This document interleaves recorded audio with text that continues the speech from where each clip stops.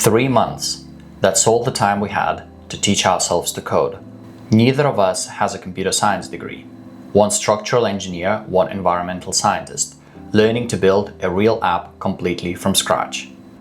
This is exactly how we did it, and how, with the AI, which we didn't have, you can now do it faster than we did. This was not a hobby. Amazon had just launched a competitor to our main product. We had no time to waste on the wrong things, so we needed to hack the shortest path to a real working app. It turns out there is one, and almost nobody teaches it. First step.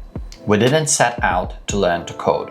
We picked one real app we wanted to build and sell, and then asked AI to help us reverse engineer it. What was it built with?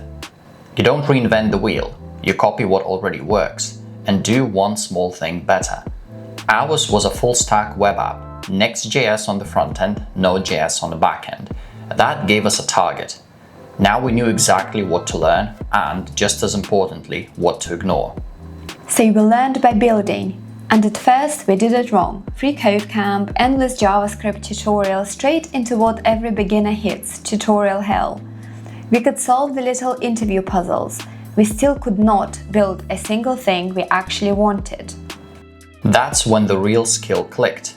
Not working harder, but knowing what not to learn and when. Next.js and Node.js would never make sense until we understood the layers beneath them.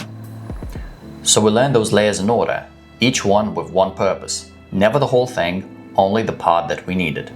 HTML and CSS, enough to build a simple portfolio page, not the entire language. JavaScript, only the parts React actually uses. A short React course. Then React the way Next.js uses it. Then Node.js basics course. And finally, the one part that mattered. A full-stack tutorial with logins, users, and a database, the closest thing to the app we were building. Then we did the scary thing. We closed the tutorials and started building our own app, called Turkey. Applying small pieces from previous tutorials brick by brick, creating one page, one form, one button, and one backend route at a time. Backend talking to frontend, and testing it with Postman. Then adding some more. Better simple, ugly, but working.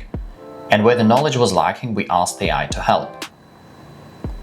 3 months, that's all it took us to build the rudimentary backbone of the whole app.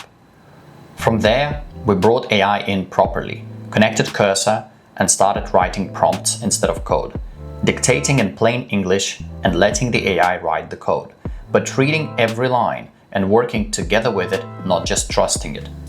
Later, when Claude Code became good, we plugged that in too, and everything moved even faster. But none of it would have worked without the 3 months first. So, to recap, your app might need a different stack and different languages. The principles of reverse engineering does not change. Learn what you have to learn when you have to learn to understand and build what you need when you need. You might be wondering, why did we not employ AI earlier? Frankly, back when we started, AI was terrible, so we did not have a choice. But also, we are grateful we had a difficult start. We understood how much was actually worth learning and what was the waste of time, so we can now share with you what worked for us. And it's okay to not understand everything. You're not training to be a programmer, you're becoming a founder.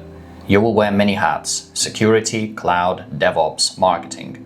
Your job is to understand your limitations and to know when to ask for help. And if you're wondering whether it's even worth learning to code at all now that AI can do so much of it, that's the exact question we take on in the next video. It nearly killed our profitable app. Come watch that one with us.